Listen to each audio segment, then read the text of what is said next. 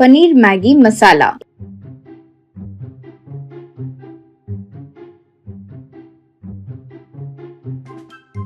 एक दिन विशु अपने दोस्त चंदू के घर आया।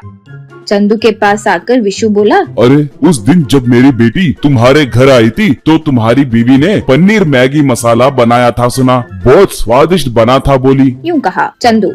मेरी बीवी ये सब कब बनाएगी, वो भी बहुत स्वादिष्ट।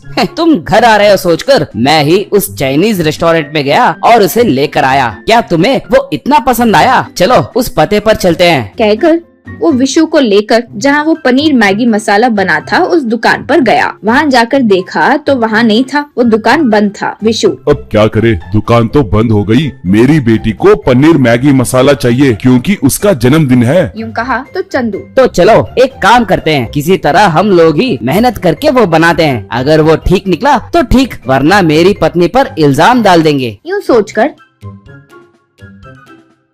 चंदू और विशु दोनों घर पर मेहनत करके पनीर मैगी मसाला बनाए और उसे लेकर गए।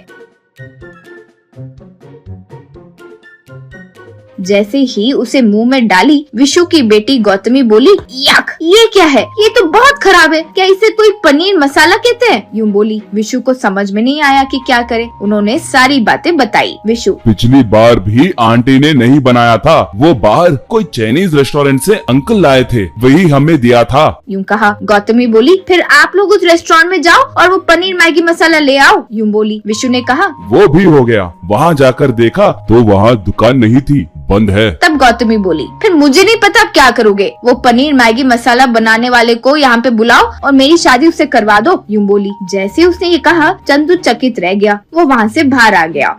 चंदू, ये क्या है भाई, तुम्हारी बेटी पागल है क्या? चाइनीज होटल वाले रसोइये से शादी करना चाहती है? यूँ कहा। तब विशु, क्या करूँ भाई, वो बहुत पर्टिकुलर है, हमें तो उसकी बात सुननी पड़ती है, लेकिन वो हमारी बात बिल्कुल नहीं सुनती। नाराज हुए बस वो अपने आप घर की छत निकाल देती है। यूँ कहा। तब चंदू, वो क्या है? क्या अब तुम सच में उस चाइनीज होटल वाले से शादी कराने जा रहे हो? तब विशु, अब क्या बोलूं भाई, पहले पता लगाते हैं कि वो कहाँ है। कहकर दोनों मिलकर उसे ढूंढना शुरू किए।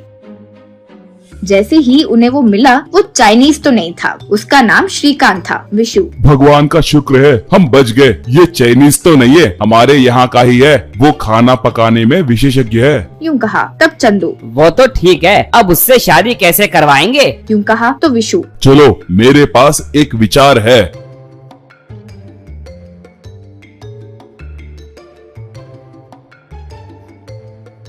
कहकर श्रीकांत से विशु, बेटा हमारे घर में एक छोटा समारोह है, हमें 50 लोगों के लिए पनीर मैगी मसाला बनवाना है, क्या तुम बनाओगे? तब श्रीकांत, मैं बाहर खाना नहीं बनाता हूँ सर, मैं सिर्फ होटल्स में खाना बनाता हूँ। यूँ कहा। विशु, हमारा घर भी होटल जैसा ही है बेटा, दरअसल हम होटल खोलने की सोच रहे हैं। सबसे पहले आप सैंपल की तौर पर पनीर मैगी मसाला बनाओ। कहकर उसे घर ले गए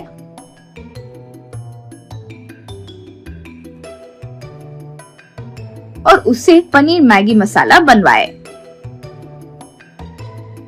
वो खाकर गौतमी, हाँ मुझे तो ये बहुत अच्छा लगा। यूँ बोली। तो विशु, क्या उससे शादी की बात करे? यूँ कहा। तब गौतमी, शादी नहीं कुछ नहीं, उसके साथ मिलकर अच्छा होटल बिजनेस शुरू कीजिए, हम बहुत सफल होंगे। यूँ बोली। तो विशु, तुम क्या कह रहे हो? तब गौतमी, हाँ पिताजी, जब से आप रिटायर हुए हो आपको बहुत बोर हो रहा है ना, इसीलिए मैं आपसे एक अच्छा होटल बिजनेस शुरू करवाना चाहती थी। यूँ बोली। तो विशु बहुत खुश हुआ।